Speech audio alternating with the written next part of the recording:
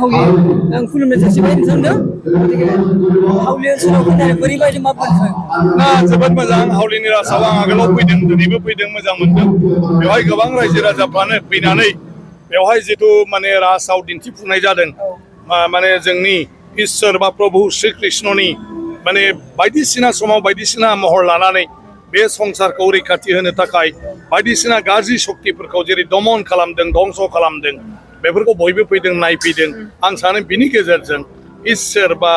आनान गसाइनि मोनसे माने मोन्दांथिखौ रायजोफ्रा मोननो हायो आरो बाखि प्रग्रामफ्रावबो नुदों बयबो मोजाङैनो फैदों मोजाङैनो बाहागो लादों बे मोनसे मोजां नेरसोन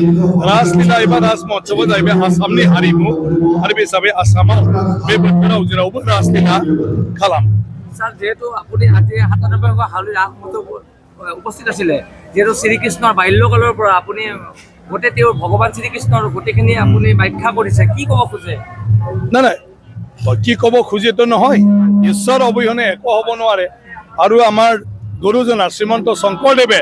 আজি ৫০০ বছৰ আগতে এই কথাটো শিকাই থৈ গৈছে আজি ৰাসলীলা উৎসৱ আমি যে অসমত পাতো এয়া আমাৰ শ্ৰীমন্ত শংকৰদেৱ তেখেতে আৰম্ভ কৰি গৈছে আমি যে ভাওনাবিলাক কৰোঁ এই ভাওনাবিলাক শ্ৰীমন্ত শংকৰদেৱৰ আৰু ইয়াৰ মূল কাৰণটো হ'ল যাহাতে প্ৰত্যেকজন মানুহে এই ভাওনাৰ জৰিয়তে ঈশ্বৰৰ এক্সিষ্টেন্সটো তেওঁৰ মানে উপস্থিতিটো অনুভৱ কৰিব পাৰে আৰু তেওঁৰ প্ৰয়োজনটো অনুভৱ কৰিব পাৰে আৰু সেই হিচাপে আমি ঈশ্বৰৰ প্ৰতি সদায় যাহাতে মানে ভক্তিটো ৰাখিব পাৰোঁ যেহেতু আজি আপুনি উপস্থিত আছিলে ইয়াত কিন্তু আপুনি অসমবাসী ৰাইজক যেহেতু ৯৭ হাউলি ৰাস মহোৎসৱত আপুনি উপস্থিত আছিলে আজি কি আহ্বান জনাব খোজে নাই বিশেষ আহ্বান কৰিব লগতে অসমত আজি ৫০০ বছৰৰ বেছি ৰাসলীলা উৎসৱ চলি আহি আছে গতিকে সেইটো হ'ল আমাৰ সংস্কৃতি আৰু সেই হিচাপে আমি ঈশ্বৰক পাহৰিব নালাগে আৰু ৰাস উৎসৱটো হ'ল আমাৰ ঈশ্বৰৰ প্ৰতি এটা ৰেচপেক্ট সন্মান মানে সেইটোৱে আৰু ঈশ্বৰৰ মানে এই যে মানুহৰ ৰূপত শ্ৰীকৃষ্ণৰ ৰূপত ইয়াত আহি সংসাৰখনত মানে এই সংসাৰখন ৰক্ষণাবেক্ষণ দিয়াৰ ক্ষেত্ৰত কি ধৰণৰ ভূমিকা লৈছিল সেইটো যাহাতে মানুহে যিহেতু পাহৰি থাকে সেইটো যাহাতে পাহৰি নাযায় তাৰ কাৰণে সেই ৰাস মহোৎসৱটো আমি পালন কৰিব লাগে আৰু তাত তেনেকুৱা ধৰণৰ আমি মানে পাৰ্টিচিপেট কৰিব লাগে যাতে তাত গৈ পালে অলপ হ'লেও আমি স্মৰণ কৰিব পাৰোঁ যে ঈশ্বৰে আমাৰ কাৰণে কি কৰি আছে শুভৰাত্ৰি এটা তো বিদায়েৰ সময় কিন্তু ৰাত্ৰিটো শুভই হয় এতিয়াও আজিৰ এই অনুষ্ঠানত উপস্থিত আমাৰ সকলোৰে শ্ৰদ্ধা আমাৰ প্ৰাক্তন অসম বিধানসভাৰ প্ৰিন্সিপাল ছেক্ৰেটাৰী আৰু বৰ্তমান আমাৰ ৰাজ কমিটিৰ সভাপতি শ্ৰী হেমেন দাস ডাঙৰীয়া আমাৰ মাজত উপস্থিত আছে আমাৰ কাৰ্যকৰী সভাপতি শ্ৰী কৰণ চন্দ্ৰ নাথ ডাঙৰীয়া আমাৰ মাজত উপস্থিত আছে আমাৰ একদম ভূটানৰ পৰা জিমপুৰ পৰা আমাৰ আলহী লগত আহিছিলে মিস্টাৰ নৰবু ওৱান্দি তেখেতে আমাৰ ভূটান ইণ্ডিয়া ফ্ৰেণ্ডশ্বিপ এছ'চিয়েশ্যনৰ সভাপতি আছিলে আগতে চামদেৱ জংকাৰ এতিয়াও জিমপুৰ থাকি তেওঁ ভূটান ইণ্ডিয়া ফ্ৰেণ্ডশ্বিপ এছ'চিয়েশ্যনৰ থাকিয়ে কাম কৰি থাকে তেওঁ ব্যৱসায়ীও হয় আৰু তেখেতৰ বহুতখিনি কণ্ট্ৰিবিউশ্যন আছে আমাৰ বৰ্ডাৰ এৰিয়াত ভূটান চিটিজেন আৰু আমাৰ মাজত যিকোনো বিষয়ত কিবা এটা সমস্যা সৃষ্টি হ'লে তেখেতসকলে আগুৱাই আহি পেলাই সেইবোৰ সমাধান কৰাৰ ক্ষেত্ৰত যথেষ্ট সহায় কৰে গতিকে তেনেকুৱা সদায় আমাৰ লগত আছে তেখেতসকলে আৰু আমাৰ মাজত আছে আমাৰ কমিটি উপদেষ্টা শ্ৰী ফণীন্দ্ৰ ভায়ন ডাঙৰীয়া নৃপেন্দ্ৰ পূজাৰী ডাঙৰীয়া ভগীৰথ নাথ ডাঙৰীয়া ৰাঘৱ চন্দ্ৰ নাথ ডাঙৰীয়া আৰু সাধাৰণ সম্পাদক অমৰেন্দ্ৰ পাঠক ডাঙৰীয়া নিপামণি কলিতা ডাঙৰীয়ানী আৰু বহুতো বিশিষ্ট ব্যক্তি আৰু যিসকলে এই ৰাজ মহোৎসৱ সফল কৰাৰ ক্ষেত্ৰত সদায় লাগি আছে আৰু আজি ইয়াত ৰাজ মহোৎসৱ উপভোগ কৰিবলৈ অহা আমাৰ হাউলি অঞ্চল আৰু দূৰৰ পৰাও অহা মোৰ শ্ৰদ্ধাৰ ব্যক্তিসকল আৰু শ্ৰদ্ধা ৰাইজ ৰাজ মহোৎসৱ আমাৰ অসমৰ সংস্কৃতি আমাৰ গুৰুজনা শ্ৰীমন্ত শংকৰদেৱে এই ৰাসলীলা এই অসমত আজিৰ পৰা 500 বছৰ আগতে আৰম্ভ কৰি গৈছিলে। ৰাসলীলা হ'ল আমাৰ প্ৰভু ঈশ্বৰ, আমাৰ শ্ৰীকৃষ্ণ। তেওঁ এই জগতখনত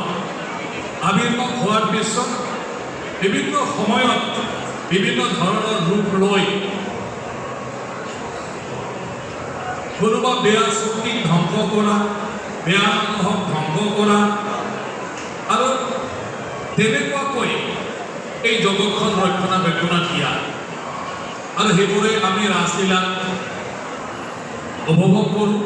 এইটোকে আমি দেখুৱাবলৈ চেষ্টা কৰোঁ, সেইটোকে ভাওনাৰ জৰিয়তে দেখুওৱা হয়। আৰু ইয়াৰ আমাৰ মূৰ্তি কয় না, প্ৰতিমূৰ্তি কয়, মাটিৰ মূৰ্তি কৰি পেলাই বিভিন্ন ধৰণৰ আমাৰ শ্ৰীকৃষ্ণৰ বিভিন্ন সময়ত এই জগতখনত বিভিন্ন ধৰণৰ ৰূপ ধাৰণ কৰি এই জগতখন ৰক্ষণাবেক্ষণ কৰাৰ বিভিন্ন ঘটনা সেইবোৰ তাতে দেখুওৱা হয়, যাৰ দ্বাৰা আমি সকলোৱে উপলব্ধি কৰিব পাৰোঁ যদি শ্ৰীকৃষ্ণ নহ'লেহেঁতেন, প্ৰভু নহ'লেহেঁতেন, আমাৰ কি হ'লেহেঁতেন। আমাৰ বুলিতো ক'ব নোৱাৰোঁ, আমি থাকিব পৰা এই পৃথিৱীখন এনেকুৱা হৈ থাকিলে হয় না তেতিয়াই ধ্বংস হৈ গ'লে হয়, আমি কেতিয়াও ক'ব নোৱাৰোঁ। আৰু সেই কথাটো শ্ৰীমন্ত শংকৰদেৱ মহাপুৰুষ আমাৰ গুৰুজনাই আমাক ইমান ভালদৰে বুজাই দিলে, ঈশ্বৰ অবিহনে আমাৰ জীৱনৰ কোনো মূল্যই নাই, আমি একোৱে কৰিব নোৱাৰোঁ। তো ঈশ্বৰ কোন আৰু ঈশ্বৰৰ প্ৰয়োজন তোমাৰ জীৱনত কিয়, এই বিষয়ে তেখেতে শিকাই থৈ গৈছে। আৰু আমি বৰ ইমান ভালদৰে বুজিব নোৱাৰাৰ কাৰণে তেওঁ ভাওনাত সহায় লৈছে। কাৰণ আমি অসমৰ মানুহখিনিয়ে চব কাম বাদ দি গান বাজনা চাই থাকিলেও ভাল লাগে, লাগিলে ঘৰৰ পৰা গৰু ছাগলী হেৰাই যাব, তথাপিও আমি চবে মঞ্চত তামচা ফূৰ্তি কৰি থাকিলে ভাল পাওঁ। আৰু আমাৰ গুৰুজনাই সিটোৱে দেখি পেলাই সিটোকে মাধ্যম হিচাপে লৈ পেলাই নাটক, ভাওনা, তেনেকুৱা ধৰণৰ নাম কীৰ্তন, এইটোৰ জৰিয়তে ঈশ্বৰৰ বিষয়ে, এই সংসাৰৰ বিষয়ে, সৃষ্টিৰ বিষয়ে তেওঁ মানে আমাক যিমান পাৰে বুজাই দিলে আৰু সেইটোৰ পৰা আমি বুজিব পাৰিম। আৰু ইয়াৰে অংশ হ'ল ৰাসলীলা, ৰাস মহোৎসৱ, য'ত প্ৰভু শ্ৰীকৃষ্ণৰ বিষয়ে আমাক যি হয় মানে নতুন দৃশ্য আহিব লাগে, তাত তেনেকুৱা নাই। ইমান ধুনীয়াকৈ ধৈৰ্যৰে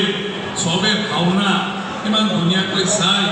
আৰু ভাওনা যিসকলে দেখুৱায় আৰু চব আমাৰ থিয়েটাৰৰ নিচিনা টিকেট কাটিহে ৰাসলীলা ভাওনা চাব পাৰে, চবতে কোনটো টেপ আমাৰ থিয়েটাৰৰ নিচিনা।